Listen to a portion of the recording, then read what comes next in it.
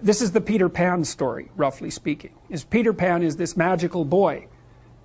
Pan is the god of everything, roughly speaking, right? And so it's not an accident that he has the name Pan. And he's the boy that won't grow up. And he's magical. Well, that's because children are magical. They can be anything. They're nothing but potential.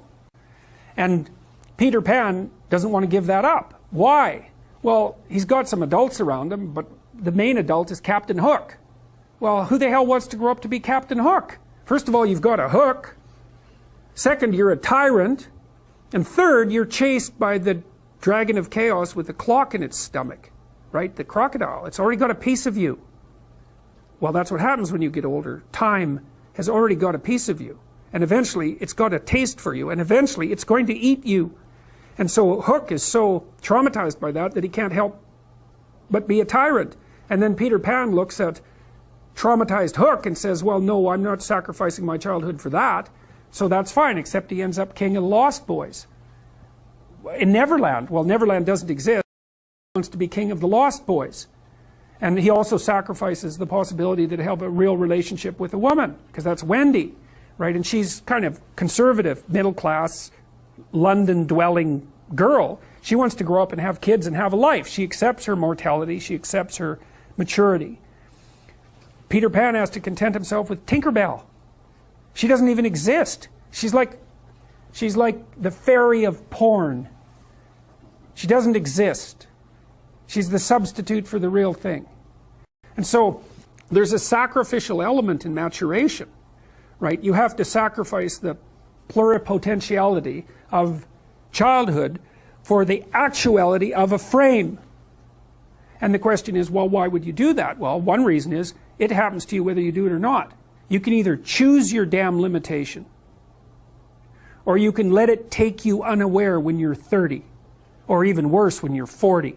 And then that is not a happy day. And I see people like this, and I think it's more and more common in our culture because people can put off maturity without suffering an immediate penalty.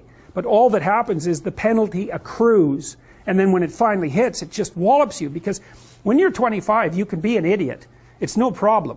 Even when you're out in a job search, it's like, well, you don't have any experience and you're kind of clueless. It's, yeah, you're young. You know, it's no problem. That's what young people are like, but they're full of potential. Okay, well, now you're the same person at 30. It's like people aren't so thrilled about you at that point. It's like, what the hell have you been doing for the last 10 years? Well, I'm just as clueless as I was when I was 22. It's, yeah, but you're not 22. You're an old infant, right? And that's an ugly thing, an old infant. So part of the reason you choose your damn sacrifice, because the sacrifice is inevitable, but at least you get to choose it. And then there's something that's even more complex than that in some sense, is that the problem with being a child is that all you are is potential, and it's really low resolution. You could be anything, but you're not anything. So then you go and you adopt an apprenticeship, roughly speaking, and then at least you become something.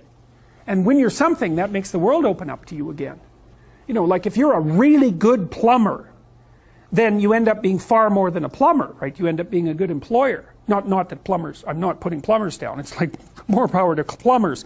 They've saved more lives than doctors. So, hygiene, right? So, you know, if you're a really good plumber, well, then you have some employees, you run a business, you train some other people, you enlarge their lives, you're kind of a pillar of the community, you have your family. Once you pass through that narrow training period, which narrows you and constricts you and develops you at the same time, then you can come out the other end with a bunch of new possibility at hand. And Jung talked about that. He thought that part of the proper path of development in the last half of life was to rediscover the child that you left behind as you were apprenticing.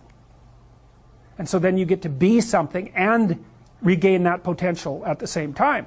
Very, very smart. Well, he was very, very smart. So that's very wise thing to know. So, yep.